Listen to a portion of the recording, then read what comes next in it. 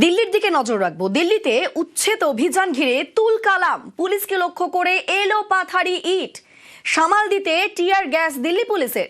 দিল্লির তুর্কমান গেট এলাকায় জমি দখল আর দখল মুক্ত করতে অভিযান দিল্লি পুর নিগমের, তাতে রীতিমতো তুলকালাম পরিস্থিতি। বেশ কয়েকজন পুলিশ কর্মী জখম হয়েছেন বলেও খবর পাওয়া যাচ্ছে।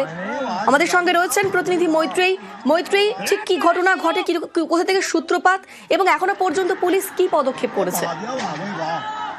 দিল্লির তুর্কমান গেটের কাছে ফাইজে ইলাহি মসজিদ এলাকার কাছে কিছু অবৈধ বিল্ডিং তৈরি করা ছিল এবং সেটা দিল্লি হাইকোর্টের নির্দেশে ডেমোলিশনের কাজ করছিল দিল্লি নগর নিগম। এবং গতকাল রাত 1টা নাগাদ যখন দিল্লি পুলিশের সহযোগিতায় দিল্লি পুলিশকে সঙ্গে নিয়ে ডেমোলিশনের কাজ করতে যখন যায় এমসিডির কর্মীরা, সেই সময় সেখানকার যারা স্থানীয়রা রয়েছে তারা ঘিরে ধরে বিক্ষোভ দেখায় এবং ইট বৃষ্টি করতে থাকে। ফলে পরিস্থিতি হাতের বাইরে চলে যায়।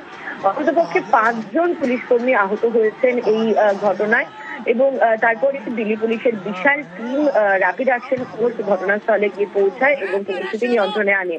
অবশেষে রাত ভোরের চেষ্টায় এই ডেমোলিশন কমপ্লিট হয়েছে এবং এই মুহূর্তে এলাকায় উত্তেজনা রয়েছে।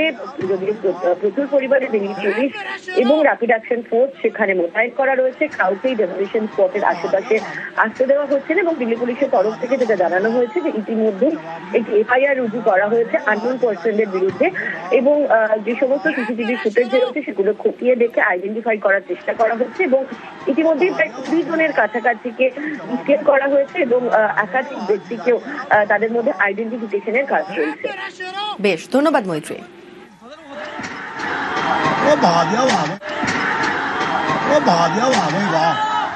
जवाब नहीं।